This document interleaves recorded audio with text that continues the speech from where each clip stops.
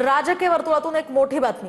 राष्ट्रवादीतील काही लोक शिवसेनेच्या संपर्कात असल्याचा मोठा दावा संजय शिरसाट यांनी केलाय। एनसीपी मध्ये कोणाच्या नेतृत्वाखाली काम करायचं असा काहींना प्रश्न पडलाय असं म्हणत राष्ट्रवादीमध्ये आलबेल नसल्याचा दावा सुद्धा शिवसेनेच्या शिरसाट यांनी केलाय।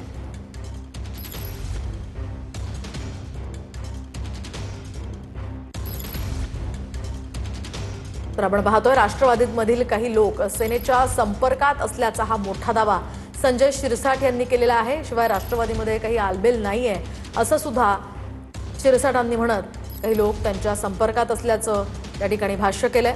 त्यामुळे यावर आता राष्ट्रवादीच्या नेत्यांकडून काय स्पष्टीकरण दिलं जातं, काय बोललं जातं ते पाहणं अतिशय महत्त्वाचं असणार आहे। आता हा पक्ष त्यांच्या अंतर्गत गोष्ट वेगळी, परंतु पक्षामधून बाहेर जाण्याची संख्या तेवढीच वाढलेली आहे। काही लोक निश्चितच आमच्या संपर्कात आहेतच, आमच्याशी बोलतायत। पक्षामध्ये आता नेतृत्व कोणत्या नेतृत्वाखाली काम करायचं हा प्रश्न काही लोकांना पडलेला आहे, हे नाकारता येत नाही। म्हणून त्यांच्या पक्षामध्ये काय घडतंय हे काही दिवसात तेच सांगितलं की काही दिवसात कळेल। आणि एवढं मात्र निश्चित आहे की तिथं आलबेल नाही असं एकंदरीत चित्र आहे।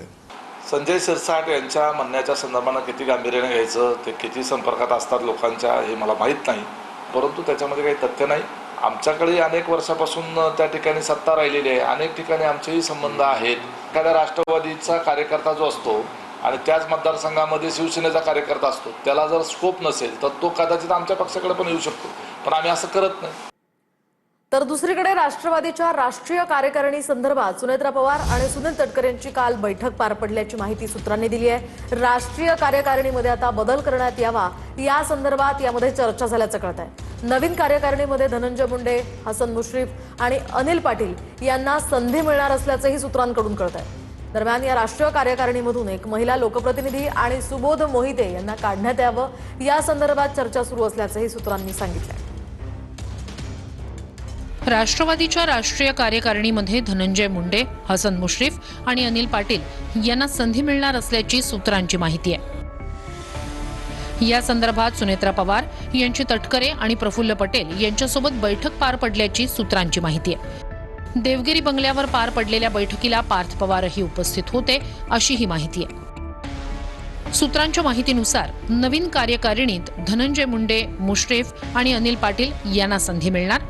यासाठी राष्ट्रीय कार्यकारिणीतून काही नावं काढावी या संदर्भात बैठकीत चर्चा झाल्याची माहिती आहे। एक महिला लोकप्रतिनिधी आणि सुबोध मोहिते यांना वगळण्यात यावं यावर चर्चा झाल्याची माहिती मिळते।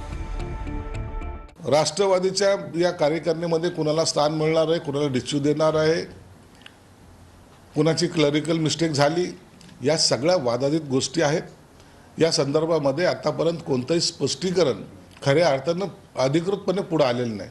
म्हणून या पक्षाचं आता नेमकं काय धोरण आहे किंवा काय त्यांच्या कंडिशन्स आहेत या काही दिवसातच आपल्या समोर येतील। अजित पवारांच्या राष्ट्रवादीत गेल्या 15 दिवसात बऱ्याच घडामोडी घडल्या।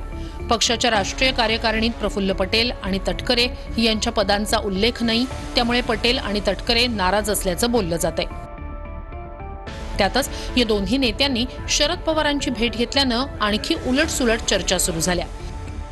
त्यामुळे देवगिरीवर पार पडलेल्या बैठकीतून सुनेत्रा पवार यांनी नाराजी दूर करण्याचा प्रयत्न केल्याचं बोललं जातंय।